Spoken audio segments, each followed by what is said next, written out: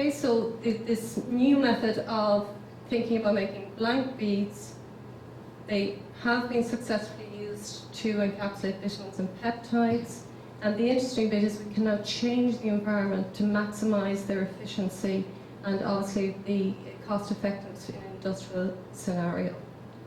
Looking at how they would digest, we first of all looked at an in vitro model and then moved it to in vivo. Just to quickly show you some results, we took the beads, we fed them to piglets. These beads again contained riboflavin. We sampled blood at routine intervals from the pigs and then checked what level of riboflavin we were having within the blood plasma.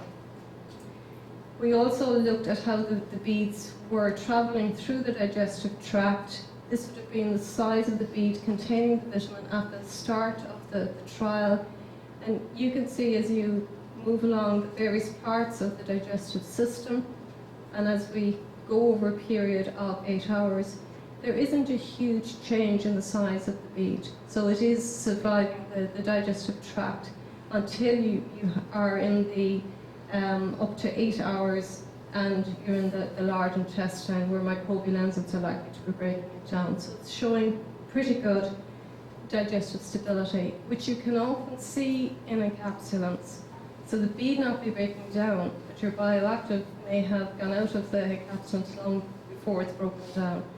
So looking at the plasma results, what we're also seeing is that taking the blood samples from the pigs, you can see at 1 hour intervals. This is the example of feeding them riboflavin without the protective coating, and this is the example of protected riboflavin. So we are getting better release and protection of better protection of the riboflavin and a better plasma content of it. So it's quite a promising system that we've tried to say translated into a more industrially feasible system. So positive in vivo results in animals. The next step is the human trial. And then finally, to go back to the area of selling foods to the consumer, we don't sit down to eat a bowl of peptides, okay? Just some of the peptides that I brought for Niamh here. It's a bag of white powder. Okay, so we don't have that on our dinner plate. And in fact, our foods are quite complex in the manner in which we eat food, the combinations we would put together. But even not thinking about the diet as a whole, what's very important is the structure of food.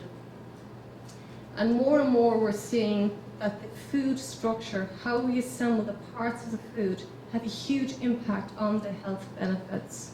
There was some evidence around for quite a long time in terms of nutrient availability, but now in terms of health benefits, the evidence is building and building. So again, within our laboratory, what we're doing is creating structures that will enhance the bioactivity of the milk bioactives. So it may be something as simple, so this is showing a protein stained in blue, changing fat distribution within the protein. We see that that can have a difference in how the matrix is broken down. And it's a systematic study of trying to understand exactly how do we digest structures, what's involved, how does the bioactive get released, and ultimately, how does it get taken up. And one thing I might add here is part of the program is that we have included some studies on cheese, because cheese is a very good source of bioactives. Okay, so the normal ripening process of cheese produces a lot of these bioactives that we're chasing. Not only is it a good source of bioactives, but it's quite interesting that some of the structures that we're finding best are very close to what cheese structure looks like. So it may go back to what we see in an awful lot of research cases, that often nature designs perfect structures for us to digest and produces the bioactives. So again, very promising work coming out of the cheese. I should say that the work is sponsored by the Irish Dairy Board, who are supplying cheese tonight. It does taste delicious, so I encourage you to try it, and hopefully we'll have more health benefits to demonstrate to you this time next year. So back to Food for Health Ireland, as I say, the purpose of this programme is yes, to generate novel bioactives, but to create food delivery systems that a consumer is going to eat and have the subsequent health benefits. And to do that, it is very clear that, as Bruce explained, you need an awful lot of disciplines working together to do this. And a key thing within it is, if you ultimately want to produce a real product, which in this case we do for consumers to eat, you have to have a very clear understanding of all aspects of structure formation, down from nanometer level scale right up to the macro scale. Okay, so this is traditionally the area that pure chemists would have worked with. The food chemists are coming in around here, food technologists around here, then your engineers, and then finally industry. So now we have a pipeline where all of these have to work seamlessly together, not only from a scale point of view and going from nanometers up to meters, but also the time scale. The reactions that are occurring in milliseconds here are ultimately affecting the shelf life of the product as it sits on the shelf.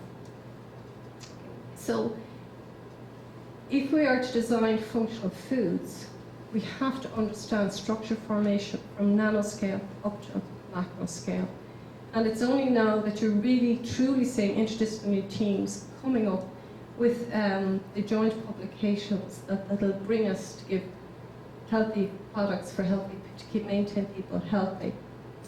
However, if you look back, sorry, it's came to life here. If you look back at some of John Kinsella's publications way back in the 80s, this man had made the connection between structure and function over 3 decades ago. So he really was quite visionary in many of the aspects that he studied. So for me, it was really a fantastic experience to be as part of his lab as a PhD student.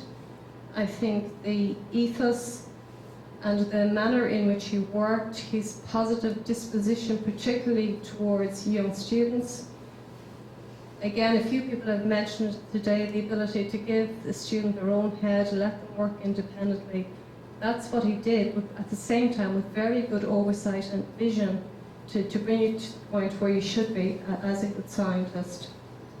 So I'll finish by saying it certainly, I think anyone who worked with John, remember the day we got the news that he had departed us in an untimely fashion. However, he has left a fantastic legacy, I mean, particularly his family here today. It's just wonderful to see you. I'm sure he lives on in you. But he also lives on, I think, in all of the graduate students that he has put through his hands. So I think it's wonderful to have us gathered here today and I'd say he really has made his mark on science, and I'm delighted to be part of this today. Thank you very much.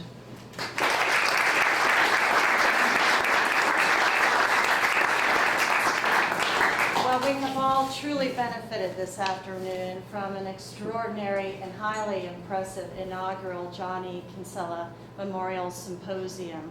We are now going to take a short break out to the side room so they can prepare this room for our keynote lecturer, Dr. Wotecki.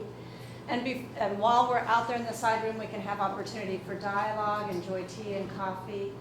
But I'd like to take a moment before we conclude to give our thanks to the Embassy of Ireland for hosting us this afternoon, to give our thanks for the conference organizers who spent a lot of time in preparation of putting this all together, and finally to the symposium presenters this afternoon.